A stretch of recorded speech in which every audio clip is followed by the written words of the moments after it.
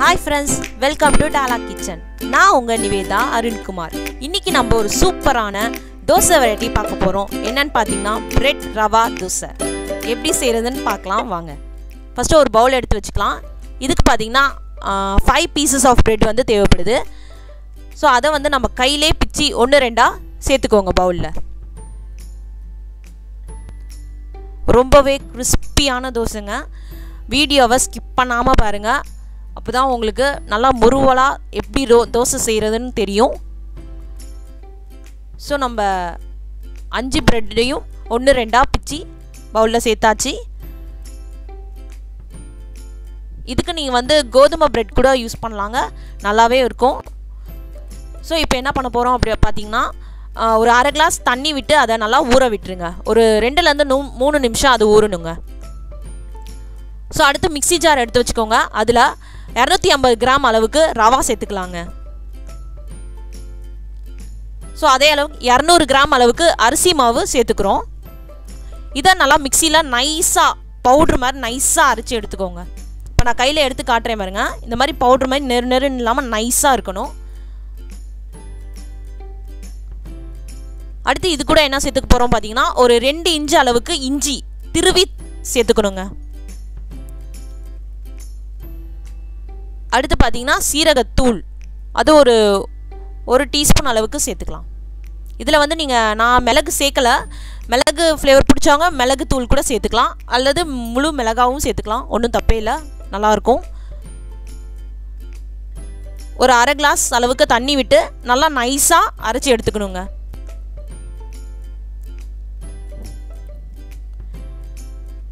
இப்போ நான் எடுத்து காட்டுறேன் பாருங்க. இந்த அளவுக்கு நல்லா நைஸாக அரைஞ்சிருக்கணும் மாவு. நெருன்னு இருக்கவே கூடாது. நல்லா அப்போ தான் நம்மளுக்கு தோசை வந்து நல்லா முறுவலாக கிடைக்கும். ஸோ இப்போ நம்ம இது கூட வந்து ஊற வச்சுருக்கோம் பார்த்தீங்களா ப்ரெட்டு, அதை இது கூட நம்ம சேர்த்து நல்லா அரைச்சி எடுத்துக்கணுங்க. ஓவர்லோடாக தெரிஞ்சிச்சிங்கன்னா நீங்கள் 1-2 அதாவது ஃபஸ்ட்டு ஒரு ஓட்டை ஓட்டிட்டு அப்புறம் திரும்பியும் கூட நீங்கள் ஓட்டி சேர்த்துக்கோங்க.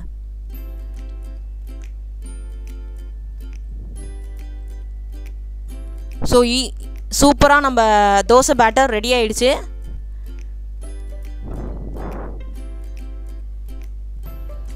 நல்லா நைஸாக சூப்பராக அரைச்சி எடுத்தாச்சு. இப்போ இது கூட நம்ம வந்து எவ்வளோ நைஸாக வந்திருக்கு பாருங்க.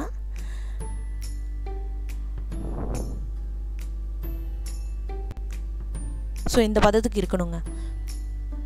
அடுத்து இது கூட நம்ம வந்து தேவையான அளவுக்கு உப்பு சேர்த்துக்கலாங்க.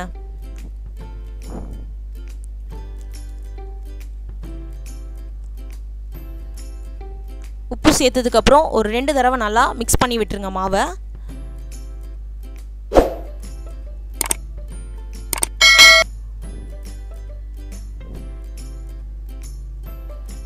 அடுத்து பார்த்தீங்கன்னா ஒரு 1/4 டீஸ்பூன் அளவுக்கு பேக்கிங் சோடா சேர்த்துக்கலாங்க. அதையும் சேர்த்துட்டு நல்லா கலக்கி விட்டுருங்க. நம்ம வீட்டிலலாம் பார்த்தீங்கன்னா இட்லி மாவு அரைக்கலன்னு வச்சுக்கோங்களேன், அடியோ அடுத்த நாள் என்னடா செய்கிறதுன்னு எல்லாம் யோசிப்போம். ஸோ அவங்களுக்குலாம் ஒரு சூப்பரான டக்குன்னு செய்யக்கூடிய ஒரு தோசை ரெசிபி தான் இது. கண்டிப்பாக வீட்டில் கண்டிப்பாக ட்ரை பண்ணுங்கள். ஸோ நல்லா கலக்கி விட்டாச்சு. மாவும் சூப்பராக ரெடி ஆகிடுச்சு. மாவு பார்த்திங்கன்னா திக்காக இருக்கக்கூடாது, நல்லா தண்ணியாக இருக்கணுங்க. தோசை தவா போட்டாச்சு அடுப்பில். தோசை கல் நல்லா காஞ்சிருக்கணும், ஆவி பறக்கணும், அந்தளவுக்கு நல்லா காஞ்சிருக்கணுங்க. ஸோ நம்ம தோசையை ஊற்றிடலாங்களா? ஊற்றியாச்சு. நல்லா மேலேருந்து ஊற்றுனீங்க அப்படின்னா நல்லா பரவலாக ஊற்றுனீங்கன்னா அவ்வளோ மொறுன்னு கிறிஸ்பியாக வருங்க ரவா தோசை. No bread rava dosa.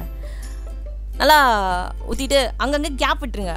பார்த்தீங்கன்னா ரவா தோசைக்கு அந்த கேப் தாங்க அழகு. ஸோ சுற்றிலும் நல்லா எண்ணெயை விட்டுருங்க. ஆயிலை ஊற்றி அந்த கேப்லலாம் நல்லா ஊற்றிட்டீங்க அப்படின்னா ஒரு 3 நிமிஷம் மூடி வச்சு எடுங்களேன்.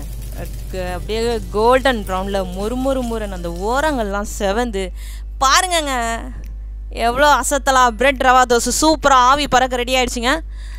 வீட்டில் கண்டிப்பாக செஞ்சு பாருங்கள். ரொம்பவே கிறிஸ்பியாக ரொம்பவே சூப்பராக இருக்கும். குழந்தைங்களுக்கெல்லாம் ரொம்பவே பிடிக்கும்.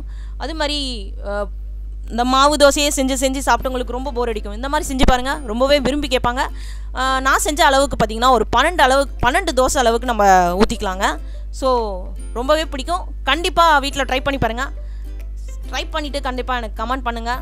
மறக்காமல் எங்கள் சேனலில் லைக் பண்ணுங்கள், ஷேர் பண்ணுங்கள், கமெண்ட் பண்ணுங்கள், முக்கியமாக சப்ஸ்கிரைப் பண்ணுங்கள். அப்போ தான் நெக்ஸ்ட்டு சூப்பரான வீடியோ உங்களுக்கு எங்கள் மூலமாக தெரிய வரும். தேங்க்யூ.